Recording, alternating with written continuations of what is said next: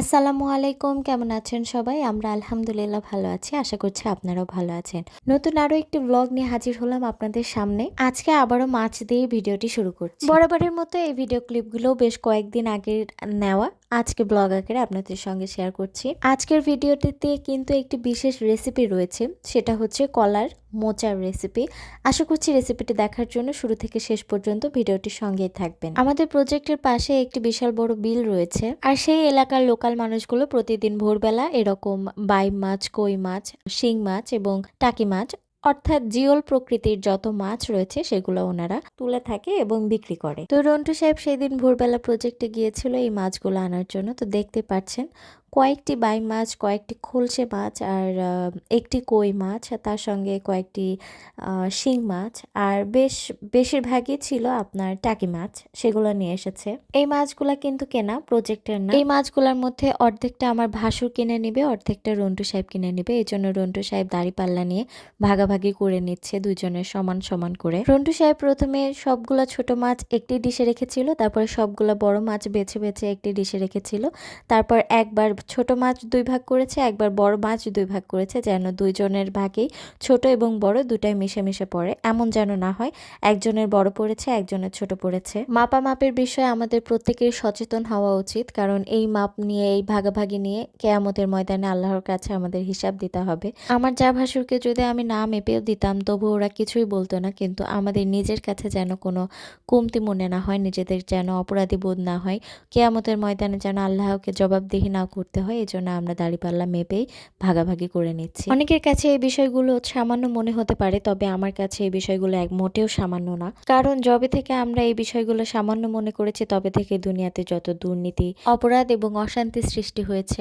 আল্লাহ এবং রাসূল শুধুই আমাদেরকে নামাজ এবং পর্দার মধ্যে সীমাবদ্ধ করেননি, আমাদের ঈমান এবং নৈতিকতাকেও সঠিকভাবে পরিচালনা করতে বলেছেন। আমার একটি কথাতে যদি আপনার ঈমান পরিবর্তন হয় তবে সেটাতে আমারই উপকার, তাই আপনাদেরকে জানালাম। যাই হোক, সেদিনকে রন্টু সাহেব প্রজেক্টের কলা গাছ থেকে কলার থোর এবং কলার মোচা এনেছে। এখানে 4টি কলার থোর রয়েছে, আমরা পাবনার ভাষায় এটাকে ভাদাল বলি। তার মধ্যে 2টা ভাদাল আমার বড় যাকে দিব, আর 2টা আমার নিজের কাছে রেখে দিব, আর কলার মোচাটা আমি নিজেই রান্না করে ঘাটি করে কিছুটা তরকারি ওকে দিয়ে আসবো, আর কিছুটা আমরা নিজেরা খাবো। টাকি মাছগুলোর মধ্যে যে কিছুটা বাইম, শিং এবং খলসি মাছ ছিল সেটাকে আমি এখানে পুরপুরা করে নিচ্ছি, বা চচ্চড়ি বলে যেটাকে। পেঁয়াজ, কাঁচামরিচ, লবণ, হলুদ এবং সরিষার তেল দিয়ে মাখিয়ে আলু এবং মাছ দিয়ে আমি রান্নাটা করে নিচ্ছি। এই চচ্চড়িটা খেতে কিন্তু অনেক মজা। এখন কলার মোচাটিকে প্রসেসিং করে রান্না করতে শুরু করব। প্রথমে মোচার খোসাগুলো ছাড়িয়ে ভিতরকার কলাগুলো বের করে নিয়ে আসবো, আর এই কাজটি করা কিন্তু অনেক স্যাটিসফাইং। আমার তো খুব ভালো লাগে এই কাজটি করতে। শক্ত খোলসগুলো বের করে নিয়ে কলাগুলো বের করে নিচ্ছে, আর লাস্টের যে নরম খোলসটা থাকবে, যেটা দিয়ে আর খোলস বের করা যাবে না, সেটা আস্তই রেখে আমি বটিতে সুন্দর করে কুচি কুচি করে কেটে নিব। কেটে নিয়ে পানিতে ধুয়ে হলুদ, লবণ এবং পানি দিয়ে সুন্দর করে সিদ্ধ করে নিয়ে পানিটা ভালো করে ছেঁকে নিয়ে আমি এটাকে পাটায় পিষে নিব। এরপর কলার মোচাটিকে ঘন্ট করার জন্য এখানে কড়াইতে বেশ কিছুটা তেল দিয়ে পেঁয়াজ, রসুন, কাঁচামরিচ দিয়ে সুন্দর করে নেড়ে চেড়ে ব্রাউন কালার হয়ে আসার আগ মুহূর্তে আমি ইলিশ মাছের মাথা দিয়ে দিচ্ছি। কলার মোচা ঘন্ট করার জন্য ইলিশ মাছের মাথা মাস্ট। ইলিশ মাছের মাথা দিয়ে মোচা ঘন্ট করলে সেই মোচা ঘন্টর স্বাদ হাজার গুণে বেড়ে যায়। মাছটাকে এখন কিছু সময়ের জন্য সুন্দর করে কষিয়ে নিব। তার জন্য 1 চা চামচ হলুদের গুঁড়া এবং হাফ চা চামচ ধনিয়ার গুঁড়া দিয়ে সুন্দর করে কষিয়ে নিব। এই সময় লবণ দিব না, যেহেতু মোচা সিদ্ধ করার সময় আমি যথেষ্ট লবণ দিয়েছি। ঘন্ট করার শেষের দিকে দেখে নিব যে লবণ হয়েছে কিনা। পাটায় বাটতে গিয়ে বুঝতে পারলাম যে আমার দ্বারা পাটায় বাটা সম্ভব হবে না, এজন্য ব্লেন্ডারে ব্লেন্ড করে আমি মোচাটুকু দিয়ে দিচ্ছি। আমার কাছে মনে হয় মোচাটা ব্লেন্ডারে ব্লেন্ড করে দিলেই বেশি ভালো লাগে, কারণ মোচাটি যত মিহি হবে ততই খেতে স্বাদ লাগে। আর পাটায় ব্লেন্ড করার ক্ষমতা আমার নাই, ধৈর্যও নাই। আপনাদের যদি থাকে অবশ্যই পাটা বেটে খাবেন। এই তো তৈরি হয়ে গেল খুবই মজার খেতে কলার মোচা ঘন্ট। রান্নাটি কিন্তু অসম্ভব মজা হয়েছিল, কারণ আমার রন্টু সাহেব এই রান্নার প্রশংসা করেছে।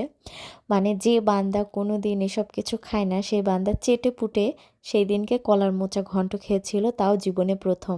এবং আলহামদুলিল্লাহ সেদিন যে সূর্য কোন দিক দিয়ে উঠেছিল আমার জানা নেই, কারণ রন্টু সাহেব সেদিন মোচা ঘন্টর এত প্রশংসা করেছিল যে কি বলবো। এতে আপনাদের সঙ্গে মনের কিছু কথা বলতে বলতে আমি টাকি মাছগুলো কেটে ধুয়ে পরিষ্কার করে ফেলেছি। তার সাথে সাথে আমার রান্নাঘরটা আমি ক্লিন করে নিলাম। আমার শ্বশুর বাড়িতে টাকি মাছের মাথা আলাদা করে রাখে।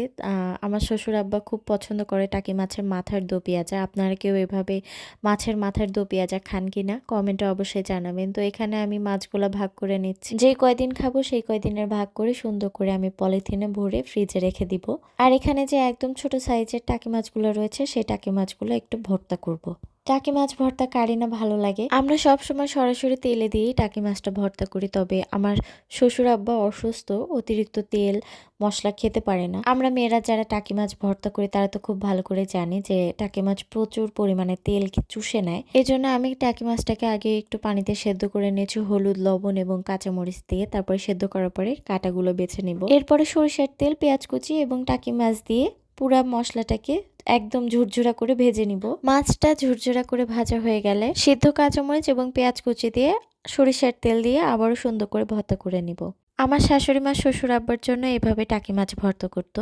তো সবাই সুস্থ থাকবেন, ভালো থাকবেন, ইনশাল্লাহ দেখা হবে পরের ব্লগে। সে পর্যন্ত আসসালামু আলাইকুম।